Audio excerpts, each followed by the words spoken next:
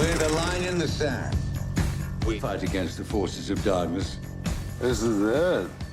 Were you expecting a sign that says secret headquarters? Oi. I need some ID, love. Are you serious? If there's one thing that I bemoan the loss of in this world over the past decade, well, apart from the impending collapse of Western democracy, it's Guillermo del Toro's Hellboy 3, which due to decent but underwhelming box office takings for the first two installments, simply couldn't get off the ground. However, considering that del Toro followed the Hellboy series with two of his best films of his career, then I can't really begrudge him for that or feel that sorry for him. But I also bear no ill will to the creative team for this reboot coming from the Descent director Neil Marshall, though rumblings of behind-the-scenes tension make you wonder if there's an additional director's cut of the movie out there, because this version we got of Hellboy, while not the irredeemable mess that's been dragged across the coals by the media, still feels chopped together, hacked, and in some cases pretty damn bad. The plot on the face of it is relatively simple. Hellboy, played by David Harbour, is a demon who works for the Bureau of Paranormal Research and Defense, and he and a group of other supernatural creatures have to stop the rise of Nimue the Blood Queen, played by Mila Jovovich, who will bring around the end of days. Simple setup, but the devil is in the details, as Hellboy is chock full with extended origin stories for every character, lengthy expository sequences, dreamscapes which only exist for trailer fodder, dozens and dozens of needless location swaps, and count 'em, six separate setups for future sequels, 3 of which happen in the last few minutes of the movie.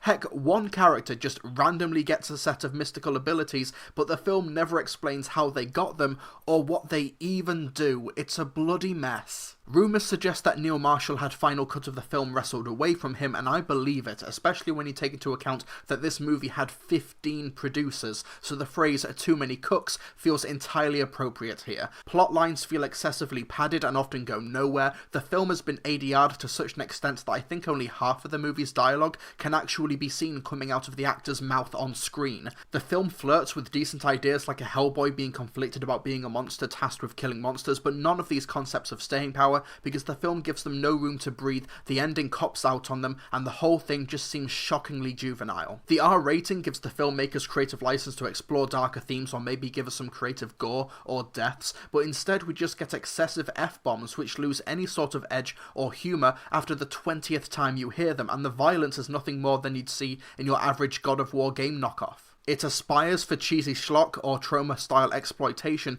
but it just never gets there. Cast-wise, David Harbour is the standout, clearly trying to wring some charisma under the heavy prosthetics, but it's the rest of the cast which don't really seem invested or engaged with the material. Though that could be because American actors Sasha Lane and Daniel Day Kim have been saddled with such preposterous British accents that after every scene I almost expected Neil Marshall to pop out at the edge of the frame and say, "Okay folks, let's do that again, but this time more British." If there's one thing to write home about, it's the aesthetic of the film, particularly the makeup, which is grotesque and inventive in all the right ways. Whilst Del Toro's vision of Hellboy frequently explored the mystical, fairy tale and whimsical aspects of the lore, this version is all about the macabre, and while it doesn't get there in terms of tone and story, it definitely delivers it in the makeup and creature design. The prosthetics are genuinely terrific, and while the CGI is spotty at best, it's held together by solid production design, though maybe all the film's budget was spent on all the location filming and the makeup because it seems like nothing was left over for the action,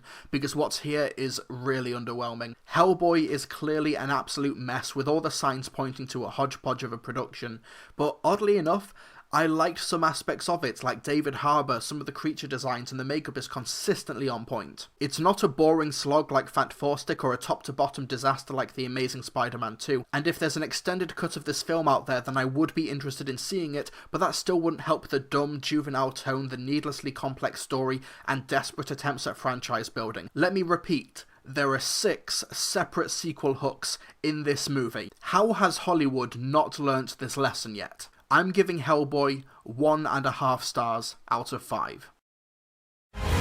We belong together, you and I.